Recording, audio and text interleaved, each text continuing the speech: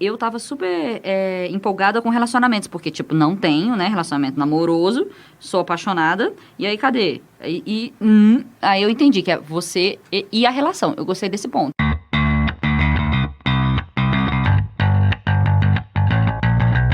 Dualidade, um bate-papo com resumo de livros que tratam sobre o desenvolvimento humano e as inquietações da vida moderna, com a jornalista Adriana Nicásio e a publicitária Júlia Scheibel.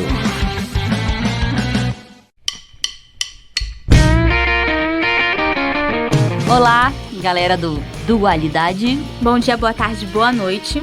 Vamos começar com o livro de hoje, que é o Mindset, de uma PhD, uma professora que já foi professora de Stanford, que já foi professora de Harvard, de Columbia, Carol Dweck, o nome dela. Esse livro, ele teve a primeira impressão dele, primeira edição, em 2017. Até então já foram 14 reimpressões. É um livro que está aí entre os primeiros colocados, entre os mais vendidos. E vale a pena ler. Ele só podia ser um pouco mais curto. Acho que ele se alonga muito. Você tem ali pelo menos uns 3 capítulos que eles poderiam ter minado, né? Acabado com eles, que seria maravilhoso. Concordo. Na verdade, é longo, não no sentido de tamanho mesmo, mas de conteúdo. Ele é bastante descritivo, ele é uma pesquisadora, então ela traz muitos dados, ela traz muita explicação da diferença do mindset fixo para o mindset de crescimento. A base do livro é essa. Como você se entender, se conhecer em cada situação da sua vida, vamos dizer, negócios, família, filhos, amor, com você mesmo e tal. E como você lidar com isso para você fazer essa mudança, de você não ficar parado para você poder ter o mindset de crescimento. A gente vai trabalhar sobre ele aqui no livro, mas assim, como ela é tão estudiosa, então ela traz muitos dados e o livro fica um pouco cansativo. Muito exemplo. Eu acho que teve um problema seríssimo de edição. Eles quiseram colocar tudo dentro de um mesmo cesto e não selecionaram muito bem. Então tem muito exemplo que acaba sendo cansativo. Mas o livro como um todo é um livro que pode nos acrescentar, pode mudar alguns modelos mentais. No meu ponto de vista, é um livro que vale a pena. Capítulo 1, Mindsets. O que é o mindset fixo, Júlia? Mindset fixo é aquele que te paralisa, aquele em que você considera os estereótipos importantes, e é quando você olha para a vida e você pensa assim, eu sou desse jeito, a outra pessoa é daquele outro jeito. Eu não vou conseguir aquilo. Ah, não, ele é muito melhor do que eu. E aquilo te paralisa e você não consegue buscar o esforço. Isso. Mindset fixo, ele também privilegia um pouco o julgamento. Então, o julgamento do outro é importante e você também é uma pessoa que passa a julgar. Só que a partir do momento que você julga, você não acrescenta, você não melhora. Então, qual que é o contraponto do mindset fixo? O mindset de crescimento. O mindset de crescimento é que você não consegue prever o que a pessoa ela é capaz a partir do momento que ela se esforça. Então, não é que você nasce inteligente. As pessoas, de uma forma geral, são inteligentes. Umas vão se esforçar mais do que outras. E todas as pessoas têm níveis e precisam de esforços diferentes para aprender coisas diferentes. Então, uns vão ter mais facilidade para matemática e outros para humanas. Mas o que quer dizer que a gente, que eu sou jornalista e você é publicitária, se a gente não mergulhar no mundo das exatas, que a gente não vai conseguir. Então, isso que eu achei muito interessante nesse capítulo, que ela diz que a gente é exatamente o que a nossa crença diz que nós somos. Eu vejo que você comentou das habilidades. As habilidades, elas são aperfeiçoadas. Então, não existe nem, para a visão de mindset de crescimento, não existe nem essa diferenciação de que um é melhor do que o outro em algumas habilidades. A gente pode vir a ter elas e elas podem vir a ser melhoradas. Então, você é, assim, uma grande dúvida. O seu futuro é uma grande dúvida. A pessoa que você é uma grande dúvida. Você pode crescer, se aperfeiçoar em qualquer área, baseado no seu aprendizado, no seu esforço. Isso. E o fracasso, dentro do mindset de crescimento, o fracasso ele não existe. Porque o fracasso ele vai ser sempre uma oportunidade de você se melhorar. Então, a partir do momento que você consegue olhar aquela situação que você vive e não se rotula como um fracassado, você vai ter força para ir para frente, para avançar, para buscar novas alternativas.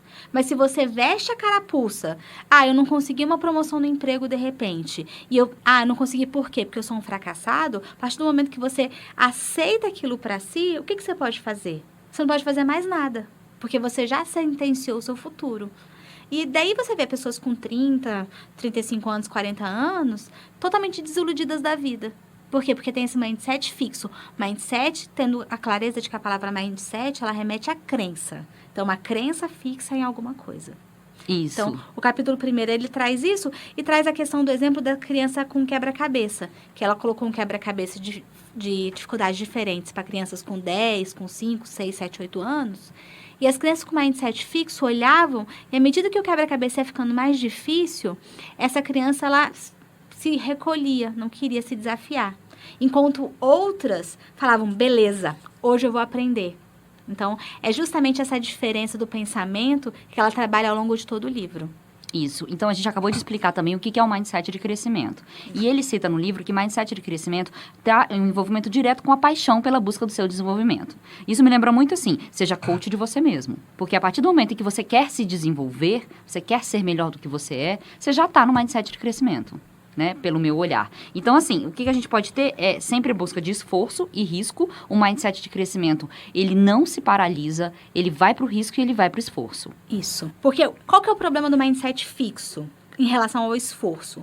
Se ele já acha que ele não tem condições, se ele já disse que a inteligência que ele tem é aquele pronto, para que ele vai se esforçar? E uma outra coisa extremamente perigosa no mindset fixo, que é o que já trata o capítulo 2, que é por dentro dos mindsets, é que diz o seguinte, que o mindset fixo, ele não deseja revelar as suas deficiências.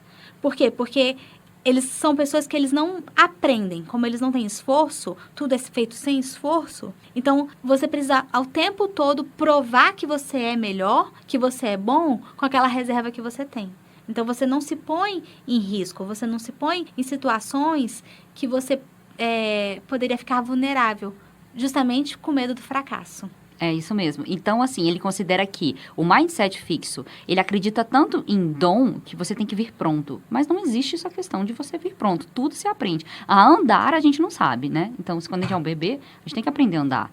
Então, ao meu olhar, a gente vê que tudo tem que ser baseado num aprendizado e no esforço. Querer fazer o aprendizado é uma questão muito interna de você acreditar que vai conseguir ou por ter prazer de aprender. Você me lembrou uma coisa sobre essa questão de você aprender a andar? Que eu tô com um filhinho, tá com 1 ano e 1 mês. Ele andando é a coisa mais engraçada do mundo. O pessoal fica brincando que ele tá bêbado, porque ele vai para um lado, ele vai para o outro. E tem criança que anda com 11 meses. Mas que diferença faz ele estar com 1 ano e 1 mês aprendendo a andar da criança que aprendeu a andar com 11 meses? Nenhuma. As duas vão estar correndo aos 3 anos. Então, é você respeitar o limite de cada um e o tempo de cada um, enquanto pai e enquanto educador, que também é um desafio dentro desse mindset de crescimento. Isso. Aí eu vou trazer uma frase aqui do livro que fala assim, se você passar pela vida fazendo somente o que é fácil, deve se envergonhar. Então, mindset fixo, vamos parar. Se sempre eu for fazer e sempre tiver difícil eu parar, realmente eu jamais vou conseguir fazer algo, vamos dizer, que vale a pena. Porque como é que tudo que eu faço é fácil, então eu não tenho esforço nenhum para aprender. Tem uma outra coisa dentro desses exemplos que ela levou para... Porque, assim, ela é uma educadora. Então, muito desses exemplos ela testou com crianças e adolescentes e alguns jovens. Ela levou uma caixa de papelão para uma sala de aula, para crianças de 10 anos, e disse o seguinte, dentro dessa caixa de papelão tem um teste. Vocês acreditam que esse teste vai poder medir a inteligência de vocês? E quando esse teste medir a inteligência de vocês, ela vai dizer como vocês vão ser no futuro? Crianças que tinham a tendência para o mindset fixo, mesmo porque o mindset fixo não é algo que vai ser para a vida toda, você pode transformar, então vamos pensar em tendências. Essas crianças disseram o seguinte nesse teste. Sim, eu acredito que esse teste vai me definir para o resto da minha vida. Crianças com mindset de crescimento, claro que não. Como é que um teste, que vai perguntar pouquíssimas coisas sobre mim, vai poder dizer quem eu vou ser? Então, é isso. É sempre um futuro em aberto, um futuro a descobrir que as pessoas com mindset de crescimento têm pela frente. Tem aqui, eu vou trazer uma outra frase. Quando você se sente inteligente? Quando é perfeito ou quando está aprendendo? Então, o mindset fixo espera isso, que você sempre seja perfeito. E o mindset de crescimento é quando você está aprendendo. Aí eu vou fazer aqui até uma de advogada do diabo. é muito difícil também a gente apresentar as nossas imperfeições no mundo, né? Então, assim, é preciso também que a gente esteja num ambiente aberto a isso. E aí, por isso que ela trabalha muito a questão dos pais e dos educadores. Mas a gente vai falar aqui também de negócios e de outras áreas também. Mas é importante a gente saber que também há espaço dessa vulnerabilidade. Ela precisa ser interna, mas também eu acho que a inquietação do mundo, como a gente até fala isso na nossa dualidade, ela tem que abrir, a sociedade também tem que estar aberto ao aprendizado com o erro, né? Isso, e um dos exemplos que ela traz também é a questão da NASA. Que a NASA, quando ela foi fazer uma seleção de uma série de funcionários, ela não procurou os funcionários com currículos perfeitos. A NASA, ela procura profissionais que tenham errado e conseguido aprender com erro.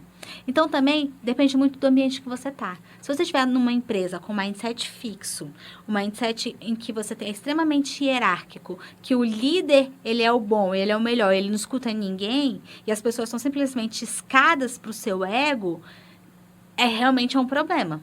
Para você se mostrar vulnerável, vai ser complicado. Diz aqui, ó, quem pode se dar ao luxo de procurar crescer quando tudo está em jogo no instante presente? Então, realmente, isso é o quê? Gera um medo. A gente tem que olhar as emoções também. Então, quando se gera um medo, se você não tem esse espaço, é preciso você avaliar o contexto onde você está. Mas mindset de crescimento em todas as suas áreas só vai te fazer uma pessoa melhor. Só vai. Por quê? Porque você sempre vai buscar privilegiar não só o esforço, mas o aprendizado e a conquista. Então, não é só esforçar por se esforçar, é se esforçar, aprender e conquistar.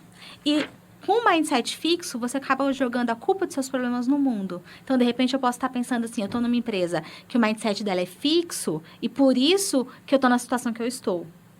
Então, assim, a minha culpa, a responsabilidade pelo meu desempenho não é minha, é do outro. Então, outra coisa para você poder eliminar um pouco esse mindset fixo, né? Sim, a autorresponsabilidade é indispensável para que você possa ter crescimento. Já dizia Paulo Vieira. Isso, eu lembrei do livro também. Então, o que acontece? Quando você tem um mindset fixo, é importante também você avaliar qual é a sua posição, porque você, além de você se julgar, seja incompetente, seja competente a mais do que os outros, você também julga o ambiente. É uma troca, tudo é um espelho, né? Da gente e sobre o mundo que a gente está. Então, quando você tem um mindset fixo, há também de se avaliar, e ele fala aqui no livro, que há uma superioridade. A pessoa se acha melhor ou se acha pior. Até para se achar pior, ele vai culpar o outro também. Então, por que eu não vou me esforçar e vou crescer?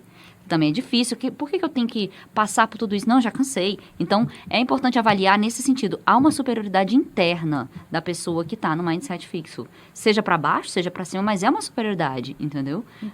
Seja do ego, tanto que ele fala muito do ego. Porque o ego que fala nessa busca de se posicionar. Por quê? Porque é uma caminhada escura. Você entrar no risco e entrar no esforço é uma incógnita. Você não sabe se vai conseguir ou não. Então, mas essa é a chave de tudo, é você curtir o processo. Vamos voltar no exemplo da dieta. Não adianta você querer comer. Vamos lá. Porque você não vai emagrecer de uma hora para outra. É um processo. Então, se você não aprende e não curte o processo, você não conquista. Então, o mindset do crescimento também trata da questão do processo. O processo precisa ser uma viagem que te dê prazer. Eu quero saber qual é esse prazer da viagem, não poder comer doce, não poder comer um chocolate, vai ser difícil. Não, você vai curtir ter uma calça 38. Não, eu chego lá. O objetivo. Mas aí que tá, ele também diz isso, ele dá um exemplo de dieta no livro, e que a pessoa conseguiu emagrecer e depois engordou muito mais. Então, é preciso... Eu vou entrar... Porque não continuou dentro do mindset de crescimento. Então, continuar no mindset de crescimento é um crescimento, assim, ó, indispensável. Mas, enfim, vamos seguindo. Capítulo 3. A verdade sobre a aptidão e a realização. O que ele diz? O mindset fixo, ele limita realizações. Ele enche a mente de pessoas com pensamentos perturbadores, torna desagradável o esforço e leva a estratégia de aprendizado inferiores. Mais do que isso, transforma as pessoas em juízes em vez de aliados. Então, ele lembra, por exemplo, Thomas Edison, que era um mindset de crescimento. É uma coisa que me incomoda muito nesse livro, ela sempre trazer exemplos que estão em todos os lugares, são exemplos extremamente repetitivos. Ela traz Thomas Edison, ela traz Charles Darwin, ela traz aquele Michael Jordan. Então, ela sempre traz muitos exemplos que você está cansado de saber. Mas, na questão do Thomas Edison, ela diz assim, que ele tinha 30 funcionários. Então, que a descoberta da lâmpada não foi um momento singular de invenção. Foi todo um processo de trabalho que acabou culminando na questão da lâmpada. E que tinha mais de 30 Funcionários. assistentes. Mozart trabalhou por mais de 10 anos até produzir uma das obras que a gente admira. E aí faz também referência a Darwin sobre toda a pesquisa dele de campo. Eu vou olhar do lado positivo, ela trazer esses exemplos, assim, vamos dizer, tão midiáticos também, né? Por quê? Porque, na verdade, a gente tem que tirar, desmistificar o dom. Porque muitos deles são um olhar que você fala, é nato. E aí é isso que ela tá quebrando. Aquele modelo de nato, que é o dom. E aí, ela diz aqui, que mindset fixo, ele trabalha muito nos estereótipos. Aí, tanto positivo quanto negativo vai perturbar a mente. Porque se é positivo, eu tenho medo de perder. Se é negativo, eu tenho medo de estar merecendo isso. Então, mindset fixo, ele, na verdade, se baseia em estereótipos. Estereótipos são julgamentos. Também são preconceitos ao olhar de quem é de fora. E aí, ele diz também que a autoestima da pessoa, eu achei isso muito interessante, a autoestima da pessoa, ela é diretamente aumenta ou diminui baseada onde ela está. Tô melhor, oba, minha autoestima levanta. Tô pior, não, minha autoestima cai. O que significa? Que a sua autoestima está baseada aonde você está, baseado num julgamento ou num preconceito, porque julgamento é o olhar do outro. Estereótipo é o olhar do outro. É você entregar ao outro a responsabilidade pela sua felicidade. Então, assim, você entregar a chave, toma a chave da minha casa. Que perigo. Então, gente, mindset fixo, dá uma olhadinha aí, porque vai doer. Daí ele fala assim que você pega muitas mulheres que não estão no curso de exatas, porque se criou o estereótipo de que mulheres não são boas para as engenharias, por exemplo. Ou você... Aí o que ele diz sobre os estereótipos? Roubam as capacidades de pessoas e causam prejuízos por levá-las a acreditar que não estão no lugar adequado. Então, nós estamos onde nós queremos estar. Então, acho que a gente tem que estar sempre confiante nisso. Eu estou onde eu me pus. Se eu quero continuar, beleza. Se eu quero sair, então eu vou seguir eu vou ter um plano para poder sair dali. Seja num relacionamento, seja no emprego, seja numa posição enquanto uma mãe de um jeito ou de outro. Mas a gente tem que buscar um pouco fortalecer essa autoestima, pra gente não permitir que o outro influencie tanto na nossa vida. Por isso que eu acho que tem que ter essa questão muito do emocional. Eu acho que o emocional tem que ser... A gente tá saindo um pouco dessa visão só do livro e dando a nossa, porque o trabalho é esse mesmo. Que a gente é assim mesmo? Que a gente é assim mesmo. Por que acontece? O emocional, ele tem que estar fortalecido. E muitas vezes não tá. E aí você precisa andar mesmo sem o seu emocional estar fortalecido. Então é o agir, um plano. Nem que seja, poxa, eu vou sair todo dia de casa e pegar um solzinho, dar uma caminhada, porque eu tô sentindo que eu tô caindo numa deprê. Ou então, assim, é um esforço que é preciso fazer mesmo quando você não está se sentindo muito bem. Porque com o caminhar, pode ser que você passe por isso. E isso vai embora. Mas a autoestima, não dar para o outro a sua autoestima é indispensável, né? Assim, isso que para mim foi do livro, assim, um dos, vamos dizer assim, preciosos que ele deu, assim, de conhecimento foi esse. E aí ele traz um exemplo nesse capítulo 3 que eu achei muito legal. E eu vou trazer aqui para o nosso debate. Ela fala que teve um certo dia um amigo dela chamando ela de porcalhona. E aí, ela percebeu, ela ficou chocada, ficou, né, incomodada de ter chamado de porcalhona. Será que eu sou isso? Será que eu sou tão bagunceira e tal, suja? E aí, ela percebeu que os meninos falam isso. Os meninos falam palavrões assim, brincam isso o tempo todo e isso não os define. Então, eu tenho um filho menino, já tá com 13 anos, e essa conversa e fala palavrão e se julgar, eu até fico tão preocupada do jeito que eles falam entre eles para não dar nenhum bullying ou preocupação, mas é o grupinho deles, assim, vejo que tá tudo bem. Mas o que eu quero dizer? Homens, eles não se machucam emocionalmente ou não se colocam naquela posição baseado num palavrão ou baseado numa brincadeira. Porque eles não vestem a carapuça. Então, mulheres, vamos avaliar sem tanto emocional quando a gente vive na visão do outro sobre a gente. Ou então, porque isso para mim é uma certa racionalidade, a racionalidade da brincadeira. E também porque quando o outro fala de você, ele tá falando mais sobre quem ele é do que sobre você.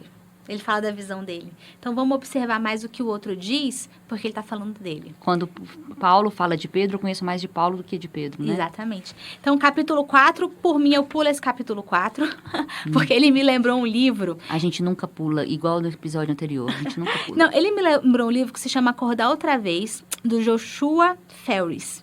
Eu comprei esse livro para ler um tempo atrás, porque Stephen King escreveu na crítica do livro o seguinte: engraçado, instigante e comovente. Imagina, você receber uma sugestão de dica dessa? Pois é, só que o livro desse Joshua Ferris, que é considerado, assim, um grande nome da literatura inglesa, trata de judeu, dentista, era um dentista judeu, que é apaixonado por Red Sox. Então, você tem que entender de beisebol para você conseguir ler o livro.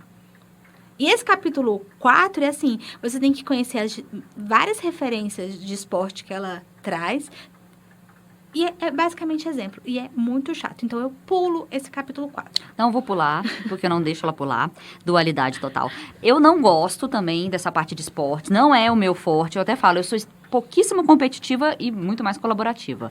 Tenho dificuldade até na corrida, de pensar como é que tá meu pace, como é que tá o meu tempo. Eu falo, gente, a minha corrida é contemplativa. Não, eu corro pra chegar em primeiro. Eu não tenho essa vamos dizer, esse DNAzinho assim de competição. Mas o livro, ele diz algumas coisas interessantes. Nessa parte de esporte, eu marquei aqui, que ele diz que a gente sempre quer encontrar heróis natos. Eu vou trazer de novo isso, porque o mindset fixo espera isso. E a mídia espera muitas vezes isso. Ele diz aqui, gostamos de pensar em nossos campeões ídolos como super-heróis que nasceram diferentes de nós. Então, a gente quando olha um esportista, um campeão, a gente fala, não, mas é porque ele é diferente. Não, mas olha só, ele tem, vamos dizer, musculatura para isso, ou ele nasceu disso, ou ele sofreu uma superação e tá lá forte. Eu não tenho esse exemplo, eu sou muito normal. Mas não, o esportista, ele é igualzinho a gente, só que a diferença é que ele teve esforço. Então, fica novamente... Dedicação. Dedicação. Dedicação. E a gente espera que seja todo mundo herói. É. Aí ele fala também sobre o caráter. É bem interessante essa parte do livro. Em que ele diz que só está no mindset de crescimento quem tem caráter. Quem está no mindset fixo, provavelmente você questione o caráter dessa pessoa. Tanto é que a gente já falou de preconceito e julgamento, né? Exatamente. Capítulo 5, que foi um dos meus preferidos. Eu gostei muito do 5 e do 7. O 5 trata de negócios, que é um mindset de liderança. Certo. Então, ele traz dois... Não, esse livro, se vocês estiverem precisando entender um pouco sobre liderança, vale a pena ler esse capítulo, que é o 5. Ele traz 2 exemplos. Um líder, que é o Lee Iacocca, que era um chefe da Chrysler, que tinha um mindset fixo. E esse líder da Chrysler, ele tinha uma equipe muito fantástica de gerentes. Mas como ele achava que ele que mandava e as coisas tinham que ser da forma dele, ele intimidava a equipe não conseguia colaborar. O que aconteceu com a Chrysler? Foi ficando para trás, até ser vendida. O mindset fixo, ele é um pouco opressivo, nesse exemplo específico aqui. E, por outro lado, ele trata de um CEO da AGE, da General Electric, que é o Jack Welch. Quando ele assumiu a empresa em 1980, a AGE estava avaliada em 14 bilhões de dólares. 20 anos depois, ela foi estimada em 490 bilhões de dólares. Por quê? Por causa da forma como o Jack Welch, ele gerenciava. Então, assim, ele conversava com todos os funcionários, ele estava sempre aberto ao diálogo, ele estava sempre querendo conversar, entender como as coisas funcionavam. E eu lembrei, porque eu conheci o Júlio Talon, que é o presidente da GE Selma, que fica em Petrópolis. E a mentalidade da empresa é justamente essa. Ele andando assim, ele estava em Petrópolis, ele conhece basicamente todo mundo que trabalha lá. Então, as pessoas chamam ele para tomar uma cerveja, conversa com ele no meio da rua, e ele está diretamente dedicado ao processo produtivo. E hoje, esse braço da GE Selma do Brasil é um dos maiores mantenedores, eu acho que eles fazem manutenção de turbina de avião do mundo. Então, assim, é extremamente lucrativo. Então, eu fiquei bem impressionada como que o mindset nas lideranças faz diferença. Faz diferença, inclusive, para o futuro da empresa. Porque o mindset fixo, ele oprime, e o mindset de crescimento, ele agrega. Ele fala disso mesmo. O mindset fixo, ele está muito envolvido com o ego do líder e não com o envolvimento de todos. Ele diz que o mindset fixo, para liderança, a gente está falando aqui de liderança, ok? O mindset fixo, ele trabalha muito com o eu que consegui, eu que conquistei, e não o nós, que é agregar todas as pessoas da empresa. Também fala que o chefe, ele acaba que coloca todo mundo no mindset dele, porque se você tem um chefe que é opressor, provavelmente as pessoas vão parar de falar, ou vão parar de inovar, ou de dar ideias. Elas podem ter as ideias, mas elas não vão expressar. Então, o que acontece? Mesmo porque o outro pode roubar a ideia dele. Então, a partir do momento em que você tem um chefe que não que valorizar o nós, por que eu vou dar uma ideia, né? Como ela acabou de dar o exemplo. Então, mindset fixo, ego, mindset fixo, eu. Mindset de crescimento, nós, mindset de crescimento, inovação e coragem. E você acaba levando as pessoas que trabalham com você a ter mais confiança em todo o processo, né? Porque elas fazem parte, tem aquela sensação de pertencimento. Isso mesmo. E aí ele fala aqui também, ó, por exemplo, a gente vai trabalhando que é segundo o seu mindset, não pelo seu pedigree. Eu achei isso ótimo. Você não é pelo seu pedigree, é pelo que você faz, se esforça. Quantas histórias de pessoas que não tinham nenhuma condição e hoje estão aí em cargos bons, que tiveram estudo, se esforçaram. E outros que não, que estão lá com o seu pedigree, mas só está fazendo perder patrimônio, né? Então, é importante também avaliar nesse sentido. E aí ele fala de pessoas com paixão e com desejo de realizar. E a gente tem que ter paixão pelo que faz. Porque se você não tiver paixão, você não vai fazer bem feito. Não. Ainda mais com uma mentalidade opressora sobre você, né? Capítulo 6. Relacionamentos, mindsets apaixonados ou não. Então, no caso, como as pessoas de mindset fixo, elas se sentem, né, julgadas e rotuladas, no relacionamento, ela transfere isso. Então, como é que você tem comunicação com um parceiro de mindset fixo? Não tem. Porque qualquer crítica que você possa fazer, o outro vai achar que você está criticando ele e não, de repente, uma atitude. E é sempre de culpar o outro e que tem como objetivo a vingança. Então, assim, o que acontece? Quando a pessoa tem um mindset fixo, ela sempre vai se achar ameaçada. E quando você tem um mindset de crescimento, você olha para o crescimento do relacionamento. O que foi... Eu tava esperando isso ser parte de relacionamentos, né? Eu falei, gente, sou solteiro, vamos ver esse relacionamento. Vou ver o que eu posso melhorar com meu filho, com a minha vida, com vários sentidos. Mindsets... Ela me deu, assim, pra mim, foi a chave desse capítulo, é que você tem que sempre olhar como 3. Você, seu parceiro e o relacionamento. Uhum. Então, você olha aonde você pode crescer, você olha aonde o parceiro quer e aonde está o relacionamento. Porque, às vezes, você está se esforçando e o cara não quer mudar. E ela traz o exemplo da Hillary Clinton, né? Que aí, o que acontece? Ela só aceitou continuar casada desde que ele, presidente, tivesse as mudanças que ele deveria fazer. Porque o Bill Clinton teve a cara de pau de dizer que não tinha tido nada com a Mônica Lewinsky, né?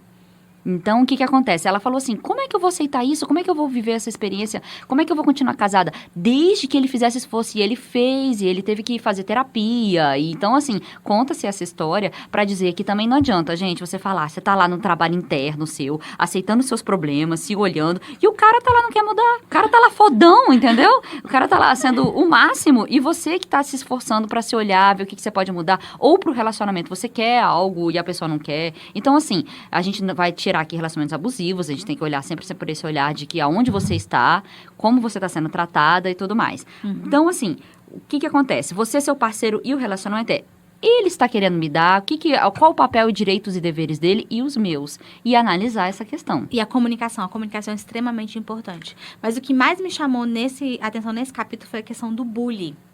Porque ele coloca três personagens no bullying. O que é vítima do bullying, o espectador e aquele que é o ator do bullying. Então, o que é vítima, ele já se rotulou como fracassado. O que é espectador, fica olhando para um lado, olhando para o outro, mas acaba se aproximando de quem pratica o bullying. E a criança que pratica o bullying, ela se sente o máximo, porque ela se valida perante os colegas. Isso que eu achei mais perigoso na questão, porque ele passa... Me explica de novo, desculpa. A criança que sacaneia o outro, que derrama o suco do outro, que tranca o outro no armário, que chama a menininha de gorda. Esse que faz isso, ele faz isso porque ele se considera superior. Uhum. Então, quando ele se considera superior e ele tem esse tipo de atitude, o imaginário coletivo aceita ele como superior. Então, ele passa a ser interessante, poderoso e divertido. Então, como é que você começa a resolver essa questão do bullying nas escolas? Primeiro, empoderando os espectadores. Então, quem não está participando tem que, de alguma forma, sair em defesa daquela vítima. E você tem que trabalhar a vítima para que ela não aceite o papel de fracasso. Isso me lembrou redes sociais. Porque hoje a gente tem espaço de interação, né? Seja saque, ouvidores, fale conosco, redes sociais. Então, a voz, quando a gente dá, vamos dizer, voz do povo aqui, mas quando a gente dá interação para as pessoas, a gente dá espaço de que elas falem também. Quando elas falam também, a gente vai trazendo outros olhares, né? Então, a escola tem que estar muito atenta, né? As crianças que são vítimas do bullying. Porque não é porque uma criança ela é diferente, que ela tem mais dificuldade de aprender, ou porque ela é mais introspectiva, ou porque ela é de um nível social diferente daquelas que estão ali, que ela merece ser destacada. Uhum. Então, os professores têm que estar atentos, os pais das crianças têm que estar atentos, porque no caso de muitos atiradores aí em série que você vê nos Estados Unidos, muitos desses atiradores, o que eles fazem? Eles eram crianças que chegaram ao seu limite. Né? Então, para a gente resolver um problema de bullying na escola, tem que ter uma certa atenção e um empoderamento de todos esses personagens que estão alheios, né? Que não são os fodões. Como a gente está tendo hoje em redes sociais também, quando a gente vê, né, quando tem ataques a racismo, ou qualquer outro, a gente já está vendo que a gente está tendo mais espaço para diversidade, né? Então, desculpa. Capítulo 7. Vamos lá. Então, assim, ele falou de relacionamentos, então a gente falou de amizades, eles dizem, só para finalizar esse capítulo, ele fala de amizades, fala de timidez, que timidez também é um sentimento de muito julgamento. A pessoa que é tímida, ela provavelmente está se julgando, seja pelo olhar do outro, seja para si mesmo, né? Como a gente falou dessa questão do espelho, né? E aí, vamos para o próximo capítulo. Capítulo 7. Qual é? Tá aqui. Pais, professores, técnicos esportivos. De onde vêm os mindsets? Os mindsets. Então, uma coisa bem legal que traz nesse capítulo, que é como você rotula, né? Então, quando você diz para uma criança, você é inteligente, você não dá mais nenhum tipo de elemento para ela.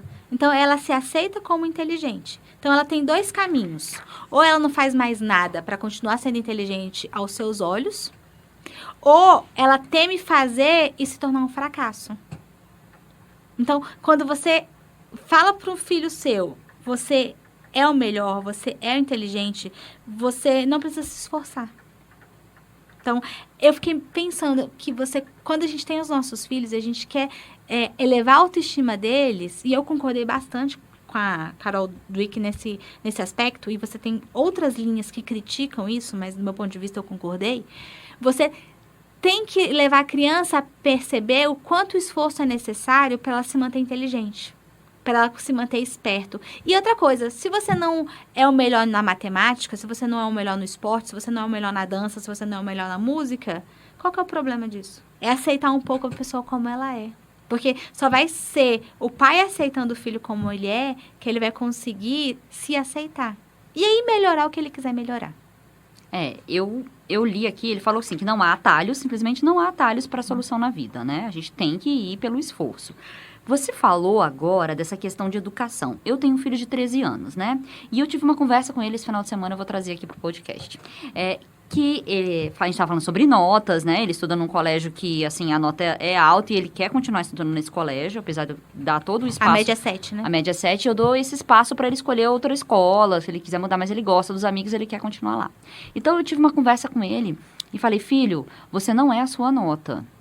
Tá? Eu te amo incondicionalmente, sei que você está nesse colégio, você gosta desse colégio. Se você repetir de ano, você vai sofrer as consequências, vai ser uma experiência ruim, porque você vai estar com os meninos mais novos, não são seus amigos que você está no convívio. Mas deixa eu te contar um negócio, você não é essa nota.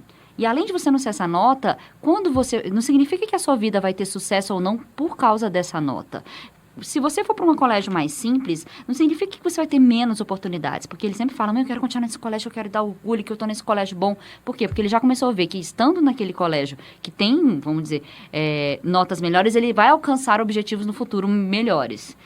Tem uma coerência aí? Tem uma coerência aí também. Vamos dizer, quando você tem mais cultura, mais conhecimento, você abre-se mais portas, mas depende muito da criança, depende muito do crescimento.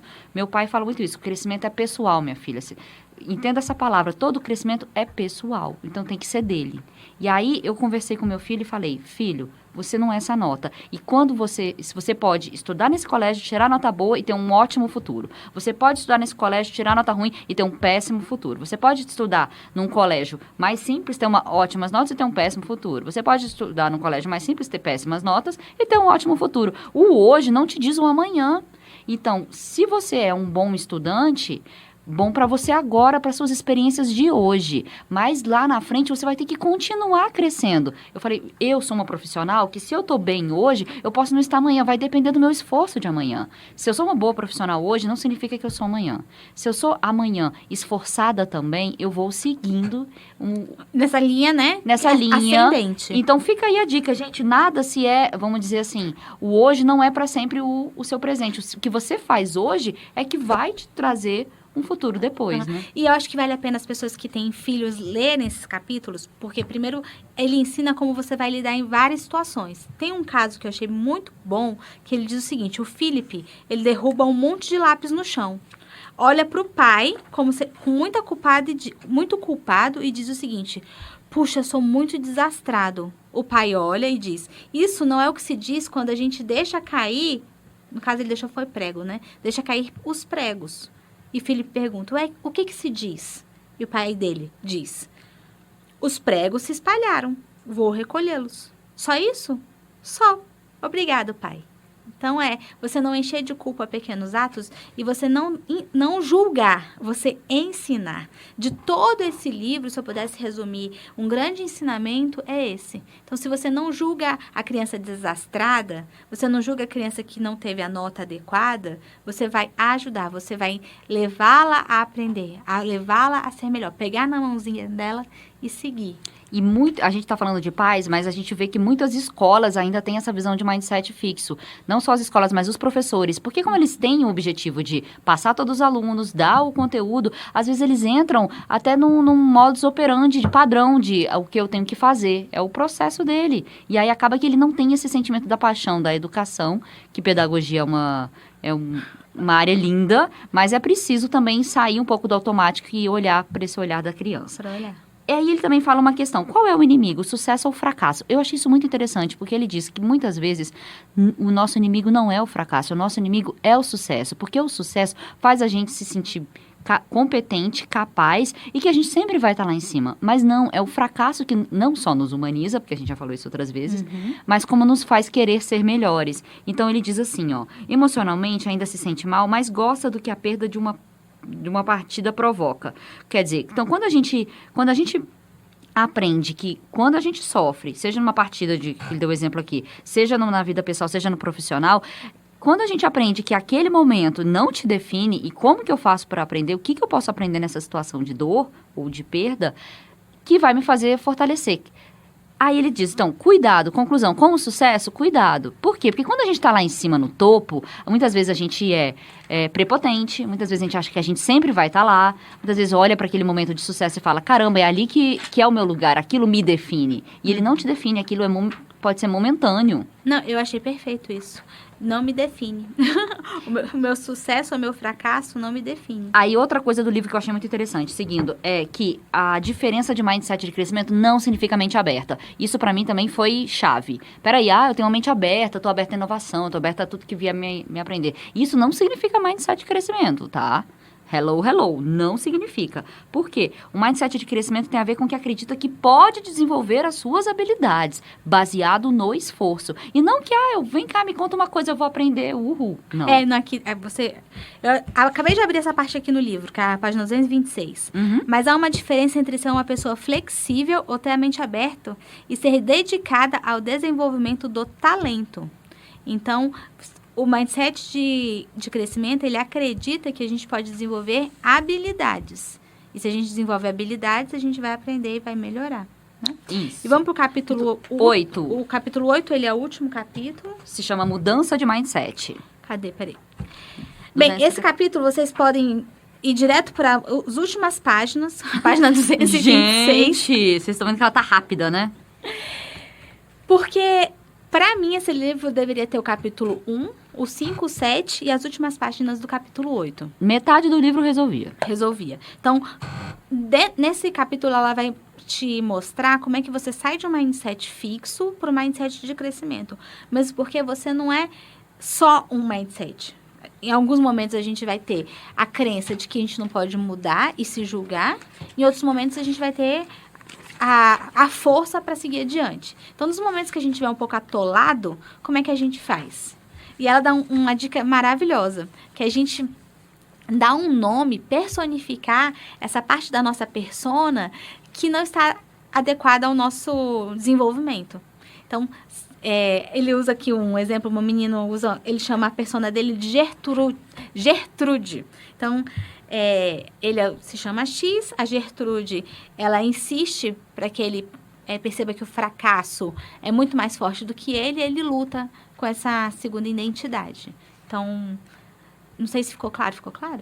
Sim, na verdade é para assim, toda vez que você sentir que você tá entrando naquele pensamento fixo, e ela traz esse exemplo, inclusive, para relacionamentos. Quando ela tinha problemas no casamento dela, com o marido, ela tinha o Maurício. Lembro. Maurício aparece, por quê? Porque a gente vai, não vou culpar nem a mim, nem a você, Maurício. Então, culpava sempre Maurício. Maurício é culpa dele. Então, assim, de uma certa forma, ela tira da visão de você individualizar o outro nos erros, né? Então, ela criava vamos dizer, um ser imaginário, entendeu?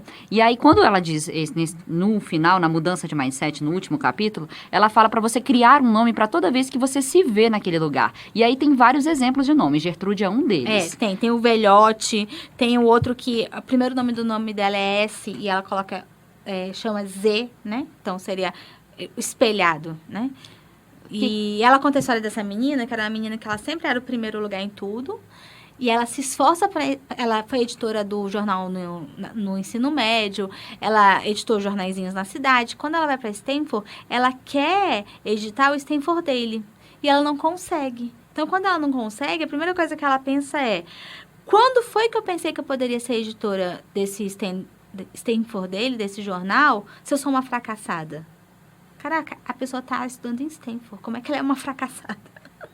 E daí a professora, que a Carol é a professora dela, ela diz o seguinte: você não conseguiu entrar na primeira seleção, mas você não pode tentar uma nova vaga?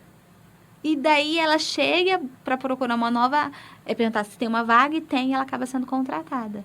Então, assim, né, as coisas não caem do céu, você precisa ter um pouco de esforço. Então, ela chama seria um alter ego dela, né? Seria uma outra parte dela de dizer. Então, ela diz assim, não, Zé, agora você se acha fracassado, então o que você faz? Você abraça, envolve essa sua persona que te derruba, que te leva para baixo, que não te permite seguir em frente, que te deixa estático, você abraça ele como uma mãe abraça um filho e leva ele junto contigo. Vamos aprender, vamos melhorar. Não é bem assim. Porque, por exemplo, se você vier para mim e falar, não, eu dei errado, eu fiz uma determinada coisa que não era para fazer, como é que eu vou te acolher? Eu vou falar, não, você é burra mesmo? Não vou falar isso. Eu vou falar, não, Júlia, o que é isso? Pensa assim, pensa assado. Então, seria essa conversa que nós deveríamos ter conosco mesmos. Sim, o que você falou, ela traz esse exemplo de um ser imaginário, e aí você coloca isso baseado no que você mais faz. Por exemplo, se eu sou muito perfeccionista, eu me acho o máximo, e aí você cria esse nome para ser que você acha que deveria estar sempre no topo. Se você se olha muito como vitimizado, você se coloca num papel de menor, aí então você dá esse nome para esse ser que toda hora se coloca para baixo. Por quê? Porque assim você retira, vamos dizer, daquela situação, olha, acolhe e anda. Até ela diz aqui que mindset fixo, ele oferece um caminho sempre simples e direto. Por quê? Porque ele quer ser valorizado e amado. Então, quando você olha para esse ser imaginário e você dá atenção a ele, normalmente é aquele, sei lá, sua criança interior, aquela sua dificuldade. Porque eu percebi muito isso no livro. Porque como você foi criado, como você se olhou, muitas vezes vai estar pulsando em você quando você for adulto. Se você se sente rejeitado, ele fala muito da rejeição, e que pessoas que foram muito rejeitadas, às vezes elas são más, são vingativas, têm um olhar. E, assim, você tem um caminho a seguir, a melhorar. E quando você também só tirou nota boa, sempre foi maravilhoso, e de repente você está numa vida adulta e você está vivendo uma experiência que às vezes você não está no topo de novo, como você era naquela turminha de 30 crianças, hoje, né, profissionalmente, então você também tem que colocar essa vontade de sempre estar brilhando no seu devido lugar. Então, você dá o rótulo, o nome, para essa experiência, para esse ser, né? E, assim, o que eu senti nesse livro, no 8º capítulo, que é o último, só aqui que no final que ela vai falar um pouco de emoção. Aí eu falei assim, minha filha, você devia ter botado esse capítulo no começo. Porque aí ela fala da raiva, ela fala do medo, e eu acho que esses emocionais é que te colocam no mindset fixo. Eu tenho muito essa crença, né? E eu até conversei isso com a Adriana, que é pensar, sentir e agir. Para eu poder andar nesse trio, o que eu estou pensando, como eu estou pensando, e o que isso está influenciando na minha vida. Como que eu estou sentindo, e aí aqui que eu acho que deveria ter tido um trabalho maior nesse livro, que é trabalhar essa emoção. E o agir, porque muitas vezes é o que eu falei, vai agindo mesmo sem saber que... Sem saber não, vai agindo mesmo sabendo que o seu pensar e o seu sentir não está legal. Então... né? E aí, no caminhar da carruagem, você talvez consiga ajustar as suas abóboras, né? Então, assim, o livro, eu coloco esse questionamento aqui, que eu acho que não a questão da mudança, mas a questão das emoções não foram muito trabalhadas, ela trabalhou muito no racional. E aí, eu posso até trazer outro livro aqui como sugestão, será? Pode não? Nosso podcast? Não, você pode trazer, mas já vamos dizer o seguinte, a gente está terminando esse podcast, se você tiver alguma sugestão, nos mande no nosso e-mail, dualidadecast@gmail.com. E pra gente não se alongar mais, Isso. Qual que é a sua dica? Primeiro vamos fechar. Antes disso, a gente vai só fechar que ela traz o exemplo de fazer plano de ação, né? Na hora de aprender, no final, você olhar o quando, onde e como, fazer a sua mudança, quando, onde, como. E botando temas, objetivos, planos de ação. Se precisar, volta lá no episódio do Poder da Ação, que pode te auxiliar para isso, né? Uhum. E aí eu vou dar a dica de um livro, e eu acho que depois eu quero que a gente faça. Vamos ver, se tiver muitos pedidos aí, a gente faz esse livro.